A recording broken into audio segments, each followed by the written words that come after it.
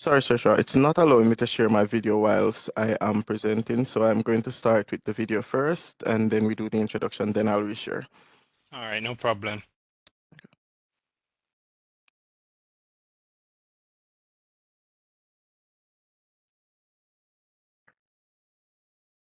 All right.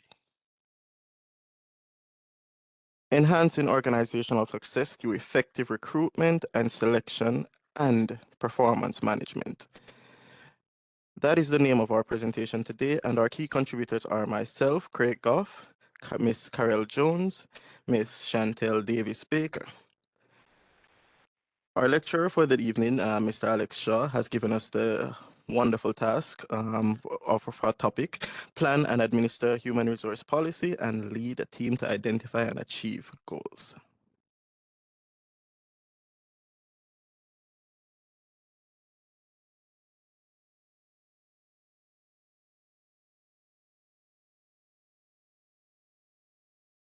All righty.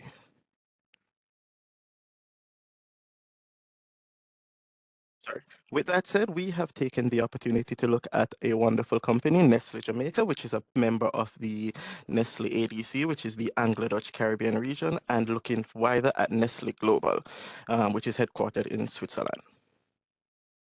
And now Ms. Jones will lead us through our introduction. Good afternoon to my team members, and also a special good afternoon to our invited guests. Policies are clear, simple statements of how an organization intends to conduct its work, be it services, action, or business. It guides the standard operating protocol of an organization. The Human Resource Policy is one such document that broadly contains details on employing staff, managing employee performance, dealing with employee concern, and supporting staff in the organization. It aims to describe organization practices such as employment, compensation, benefits, leaves, hiring and termination procedures, and other pertinent information. We will be focusing on recruitment and selection and also the performance management. These practices are fundamental in shaping the workforce and driving organizational success. The objective of the human resource policy. The broad objective of the human resource policies are to provide formal procedure on hiring, induction, termination of employees, to provide clear reporting structures that spells out who's in charge and how tasks are to be accomplished in the organization. It has been it has been that an it has been that an employer is usually held accountable for bad behavior of his or her employee, especially when that bad behavior affects other employees, target groups, or individuals. In such cases, the human resource policies should provide clear, specific behavioral standards in the form of rules for spotting and addressing violations of these standards.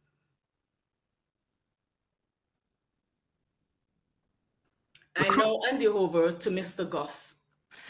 Thank you for that, Ms. Jones. Recruitment and selection.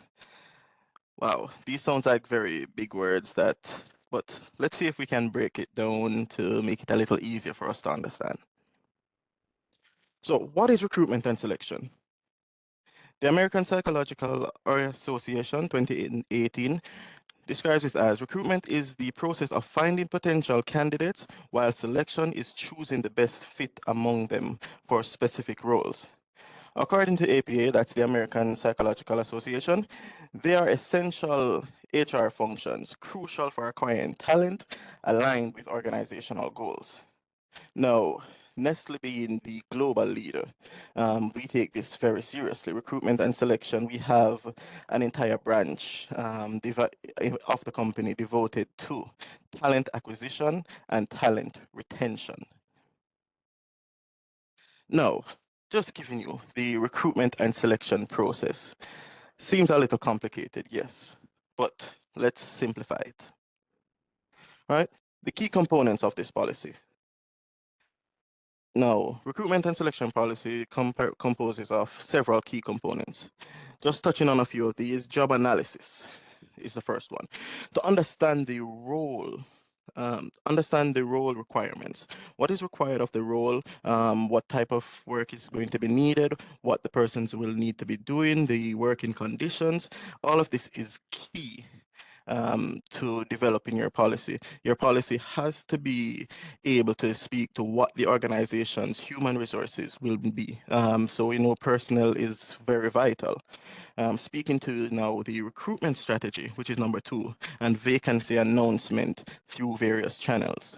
Now, we have a video which we will be sharing on another slide, but we'll speak to some of the recruitment strategies that we at Nestle use. So how do we get this vacancy out to the public? Nestle has many different avenues that they employ. We have applicant screening. Now, we at Nestle, we use an AI which just reads resumes to select key terms. So when you go and you submit your resume to HR, we run it through this and it just picks out the key terms and say, okay, yes, this person is more fit. That's a bit rigorous. It's a bit rudimentary, but it's one of the way how we are able to sift through the thousands of applications that we receive ever so often. We have interviews, assessments. Interviews, this is your meet and greet, getting to know your person, getting to understand how they fit. Your assessments, these follow in different ways. So you do have assessments. Some companies offer assessments where it is they're testing you on certain areas. And key, your reference checks, your decision making, and key and very important, offer and acceptance.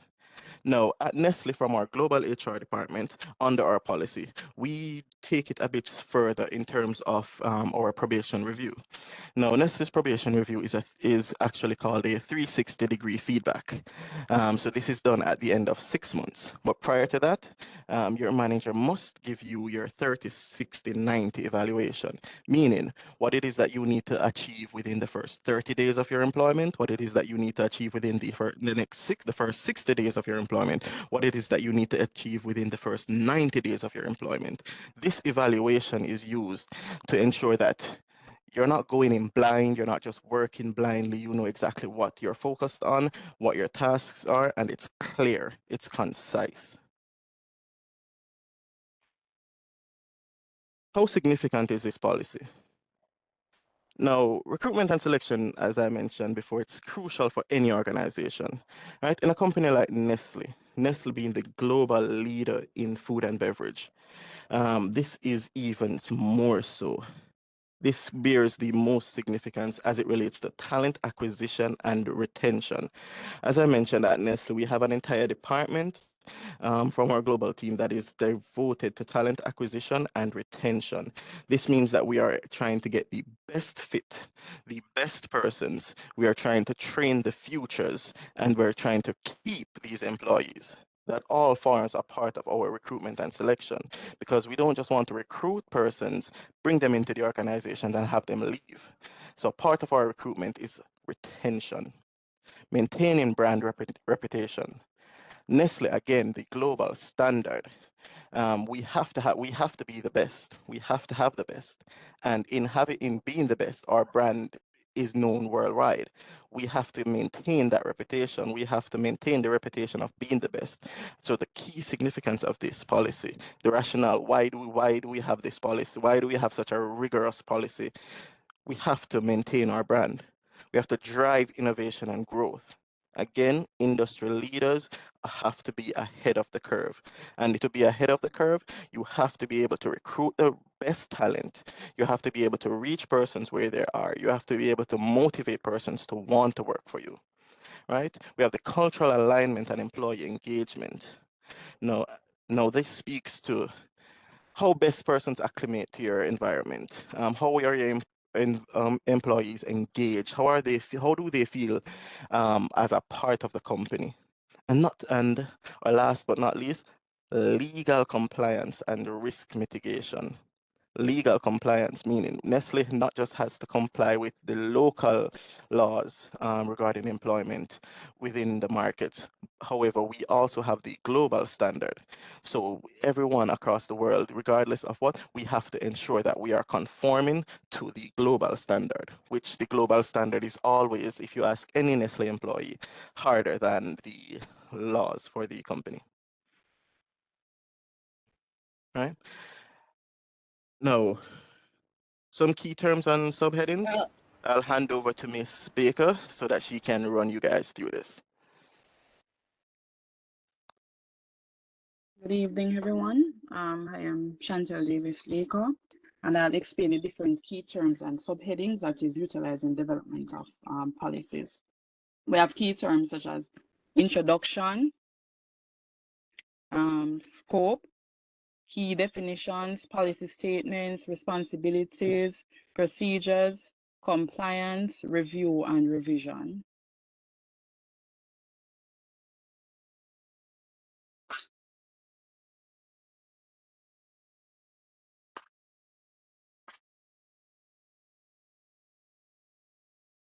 For that, Miss Baker. Miss Baker would have touched the theme Great. on. Just a minute before you move on to the next slide.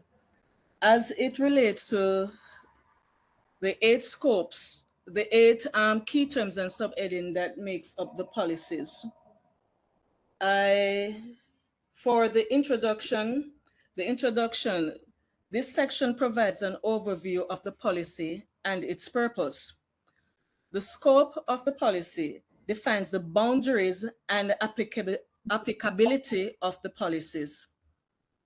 The key definitions clarifies any terms or concepts used in the policy that may be subject to interpretation.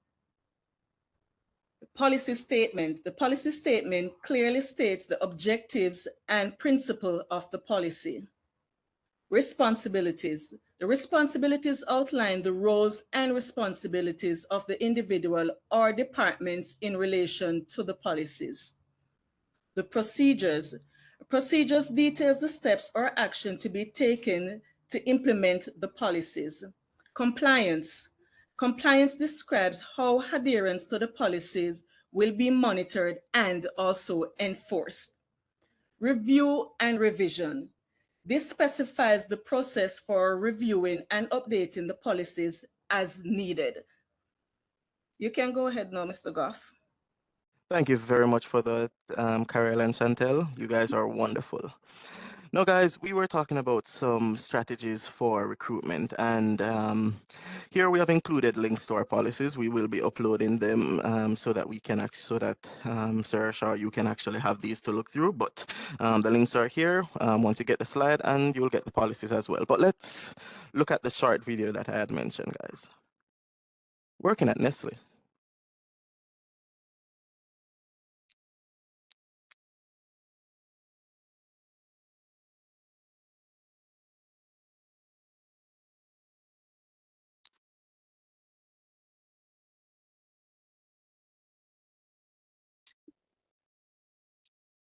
No audio.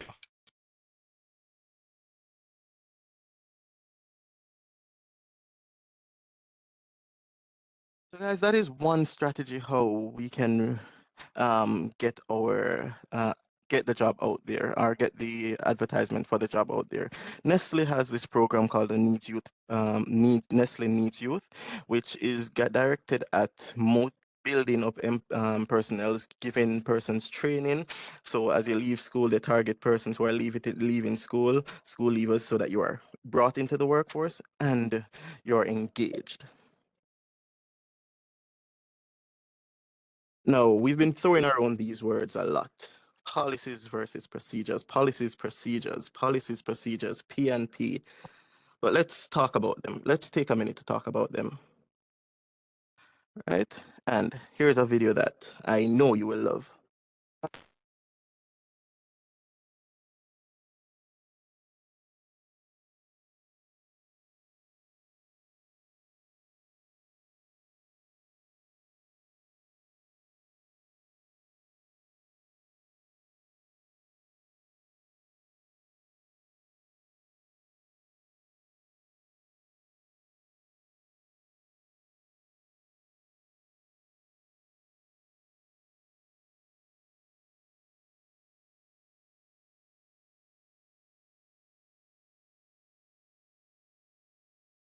Craig, I'm not sure why they're not getting any audio because we're not hearing it. Sorry, you guys are not hearing? Sorry, is everyone hearing or is No, we're no? not hearing the audio. Oh, no. Why is my audio not going over? Let me try to start it over and see if that will correct the problem. Let me know if you guys are hearing. Are you guys still not hearing the audio? No. All right, how do I share the audio, Sersha? What you can continue, Craig, and when you send over the presentation, then we can see the audio. Okay. Since you're not getting it being shared now. Okay. So you probably can speak about the comparison if you can do that. Yes, we do have a slide that will speak to that. Okay.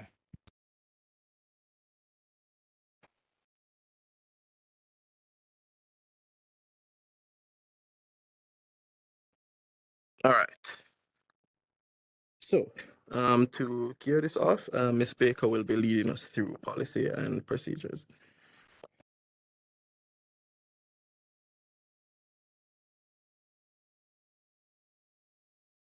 Evening. So we want to differentiate between policies and procedures.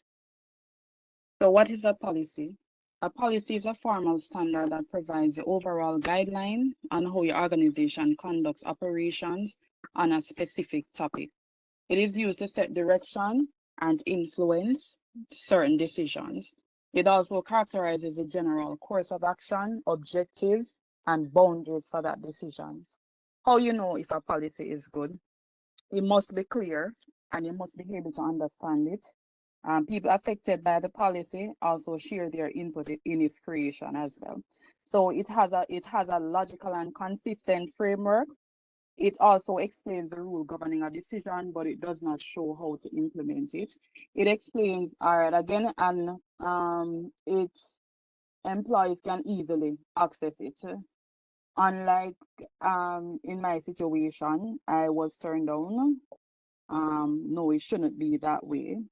It is versatile and has the scope for modification based on operational changes. So you don't have one from 1989 and you say, okay, it can work today. No. The examples of policies an organization can implement include employment hiring policies, holiday entitlements, maternity and paternity benefits. And you see, as of January the 1st, 2023, the paternity policy, not the policy, but it was put in place where men can now go off on paternity leave, sick leave, operation guidelines, customer service care, and care, etc. So while a company policy helps an organization understand its destination clearly, it does not specify the steps. That's where a procedure comes in. What is a procedure? A procedure is a document that details step by step. So it says that the policy doesn't give a detailed explanation, but the procedure now gives a give details step by step that everyone should follow to tackle an issue or make a decision. It answers the questions how, when, where, with whom. It helps people within the organization understand how to implement a policy. For example, an employee employment policy determines the standard for how an employee is hired and onboarded. The procedure now, the document will list the steps involved in getting hired, how long it takes, the onboarding step, and so on. Listen to what makes a good procedure now. If it is written in clear and simple language, you can understand. It explains how you can implement policies. It is usually based on facts and past experiences within the organization. It should help employee achieve the desired outcome of a policy or task. It is not restrictive. It provides options when needed, and it is easily accessible. A properly documented procedure contains teams our staff members were responsible for completing a specific task, detailed instructions to complete a task, how to escalate a problem to management, which management member to report to if there is a problem, and how to deal with risk and report them to management. So we are gonna differentiate no, so we have the key difference areas. We have policy and we have procedures. So a policy is a clear and concise statement containing a set of guidelines to achieve an organization's goal, while a procedure is a systematic sequence of the steps necessary to achieve tasks and policies set by the organization. As it relates to goals now, a policy reflects the organization's missions and values, while a procedure defines the application of the policies of the organization. As it relates to the nature of each concept, so policies are usually flexible and give room for changes in exceptional situations. They are less, so the procedure now are less flexible. Instructions have to be followed step by step to achieve the outcome. How they are implemented. So a policy is best implemented when it is completely accepted by the staff of an organization completely. While a procedure, it is best implemented following a systematic and a logical process. This allows for easy implementation. The elements involved. So while a policy includes the terms and conditions that guide an organization in its decision making, the procedure includes sequential steps that direct the people responsible for carrying out a task. As it relates to change requirements, our policy can only be changed through a review process by the administrative team members, while a procedure and operation can be changed based on discretion at the operational level if a certain step is not practical within the working environment. So a policy is needed to achieve an organization's objectives, while a procedure is needed for properly implementing policies. Thank you very much for that, Ms. Baker. Now, Welcome. we have been touching theme on recruitment and selection policies, and these are essential for an organization, right? However, they may have potential shortcomings that could hinder their effectiveness. In the case of our recruitment and selection policy at Nestle, we have two. We have a lack of flexibility and we have a lack of adaptability to region. Now, what this simply means is this. At Nestle, the policy is governed by our global team. Now, our head office would review the policy and then would implement it would issue it to the region so that they implement it on the regional level. Now, what that is saying that we have the step by step that we have to follow. We have these policies that we have to adhere to. Now, most persons in Jamaica are used to if you're going through the recruitment process, you're going at two interviews to get the job. So you have your phone interview and then you have the face-to-face interview, and that is the case for most persons going up to the management level. For Nestle, that is not the case. Our global policy dictates that we have to have a screening. So we have the phone screening, then we have three interviews. Three interviews make up, and there has to be a quorum, so there has to be a minimum of three persons on that panel. So you'll have a member of the commercial team, you'll have a member of the department that you're going, that's the hiring manager at one level, and then you would also have a member of HR. Now, I'm not sure about you guys, but for us in Jamaica, that is a lot of time-consuming effort. So that is a bit what we're saying. It's not as flexible as we would like it to be, and we have to adhere to this.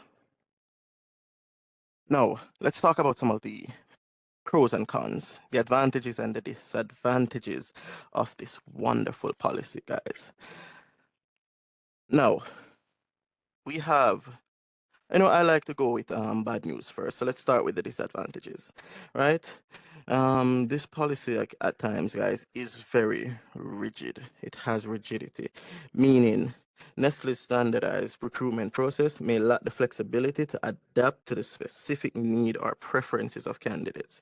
Meaning, yes, we may prefer say persons would prefer myself to do something, but then, and I would have a leg up. But based on how the policy is structured, we have to have a level of fairness. So even though, yes, this person internally may be the best person for the job, you have to go through this policy. You have to go through the steps in order to properly recruit and to be compliant. There's a lot of bureaucracy at times. As I mentioned, we have a screening before the interview and then a minimum of 3 interviews, which comprises 3 panels. It's slow in terms of decision making. So at times, guys, based on that and how it's structured, if you're doing 3 interviews and you're interviewing 20 candidates, 3 times 20, that's 60. You're looking at approximately 60 interviews you're going to conduct. That's going to delay your process. How well you need someone to step in, right? Now, in speaking to the pros of this policy, right? Based on Nestle's guidelines, let's start with compensation because I love compensation and evaluations, right? Our policy is so robust that it determines what our pay structure should be, regardless of the market that we're in, regardless of the region that we're in. We have to be within a certain band. So if you're a manager at Nestle, and we're recruiting for a manager, you don't have to worry about, okay, boy, you're a manager at Nestle in Jamaica, but you leave and you're going to apply to Nestle Canada, and your salary you're, for a manager position, and it's going to be a lot lower. No, it has to be within the same band, right? We have employees' issues and responsibilities. Now for this, our policy will allow us to assess our employees. We'll be able to predict the issues that we may have, and we have the relevant areas to have feedback. So it's not just that we're saying, hey, you guys can just come in, apply, and then we just leave you by yourself. No, our policy details a step by step and who is responsible for ensuring that employee is successful. Again, I mentioned our 30, 60, 90 and our 360 feedback review. Let's jump right into performance management. We had a video, but I guess you guys aren't hearing the audio, so we'll have to skip the video for this one. So, Karelle, will you kick it off?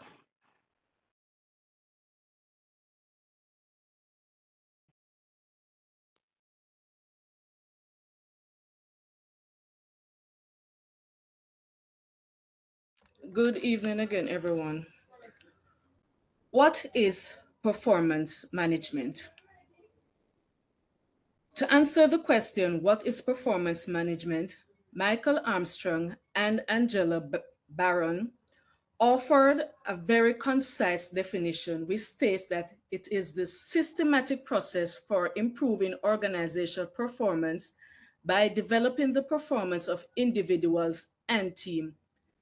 It is a means of getting better results from the organization, teams, and individuals by understanding and managing performance within an agreed framework of planned goals, standard, and competence requirements.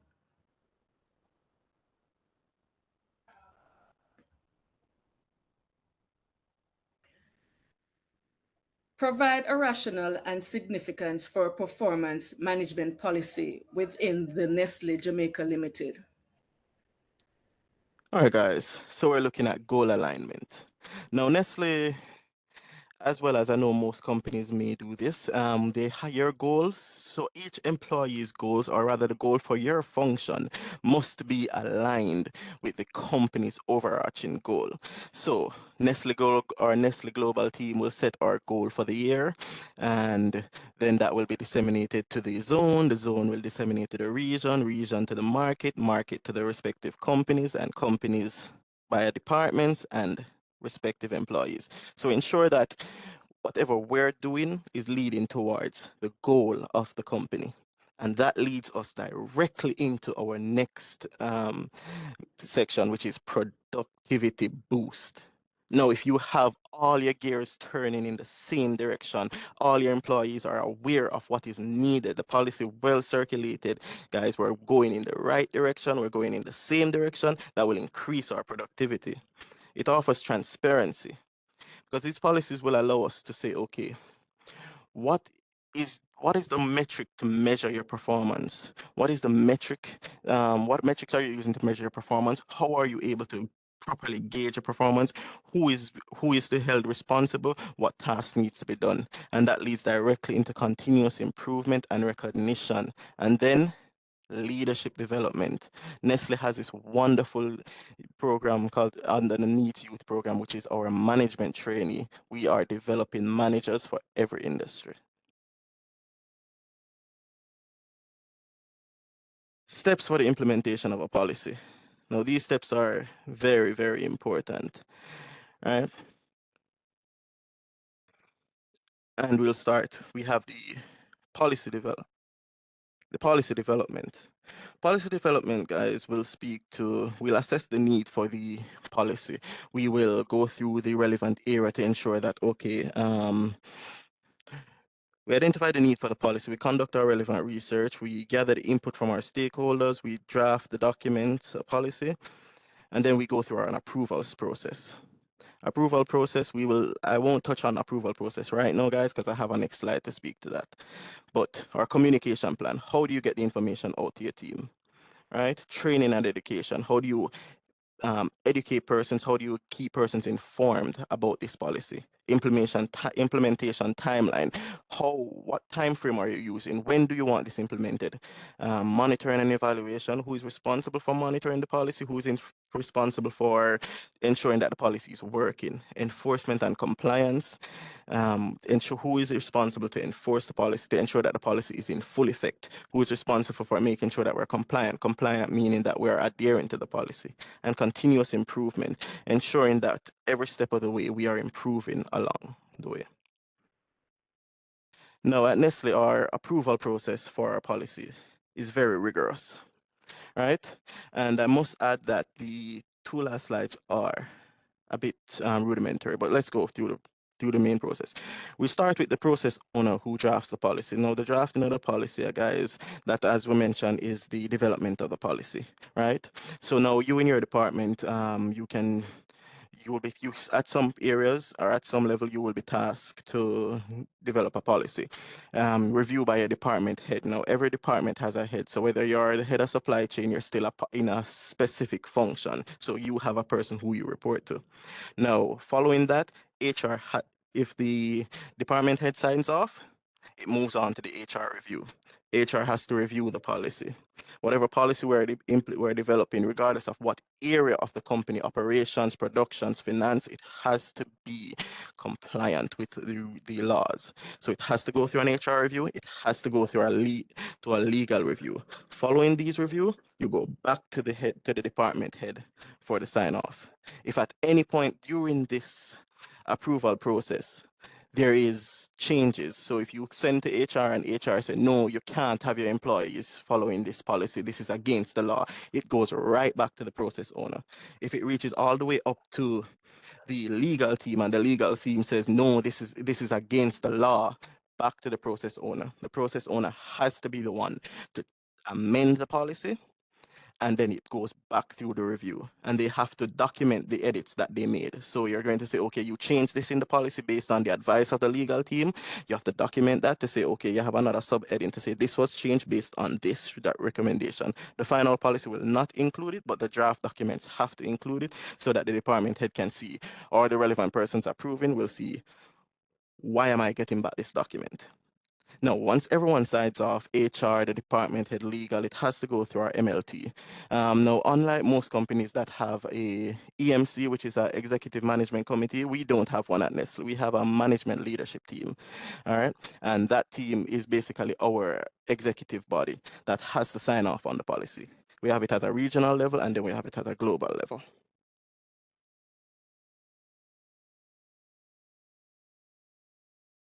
Now, we're just going to touch on a few steps of how do employees receive information about the policies. Now, for most companies across the world, not limited just to Nestle, we know a lot of companies have town hall, right? At Nestle, we have a town hall. We have two town halls.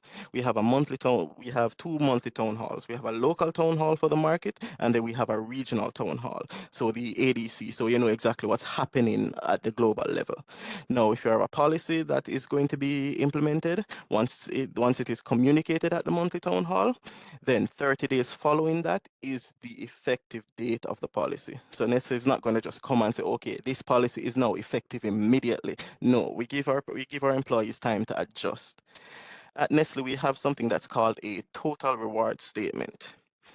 Right? Total reward statement is basically, it details everything that encompasses you as an employee, and it is not just broad brushed, it is unique to each individual employee.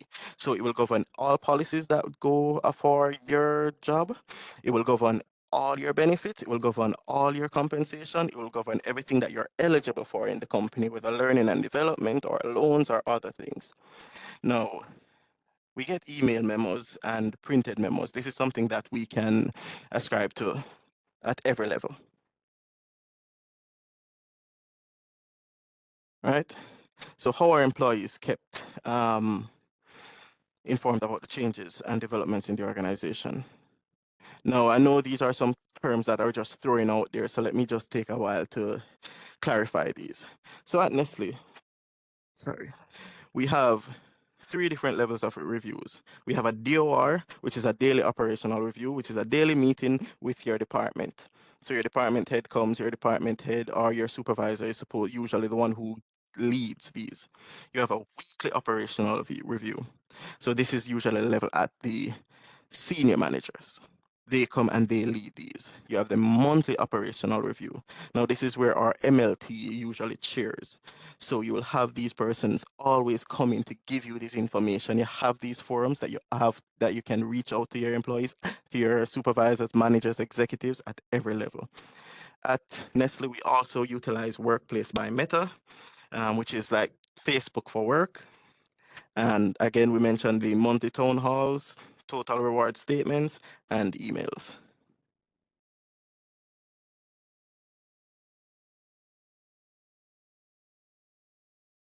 Recommendations to improve communication within Nestle. Nestle has, for want of a better word, they have been moving a lot away from the hard copies documents. And I believe for most persons, getting a physical document in your hand helps you to understand what is happening. We do have times, so that is one recommendation. Bring back paper documents and also simplify the policy wording. A lot of persons we hire from every background, and a lot of persons, even myself at times, when you're reading through a policy, you buck up on a word or a jargon, and you're like, "What is this?" I have to Google it. Right, and Ms. Jones will lead us through our conclusion, so that are our key takeaways from our presentation.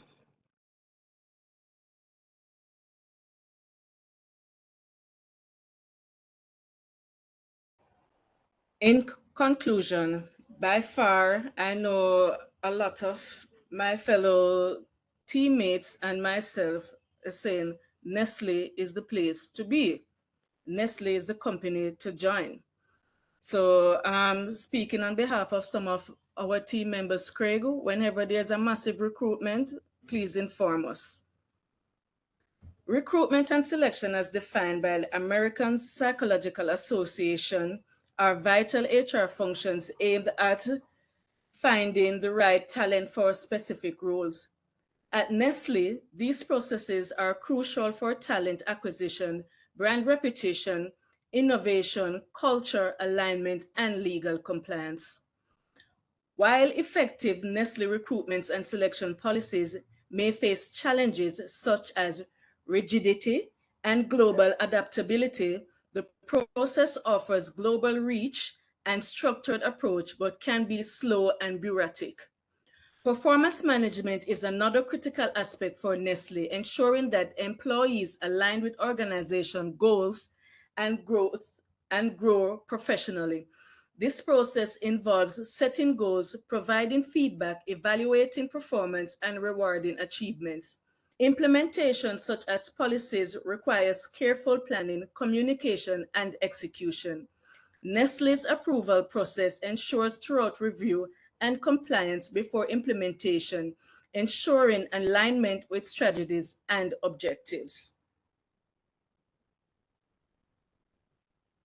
And now we have our detailed references cited, which will be sent, sir, so that you can actually validate our information.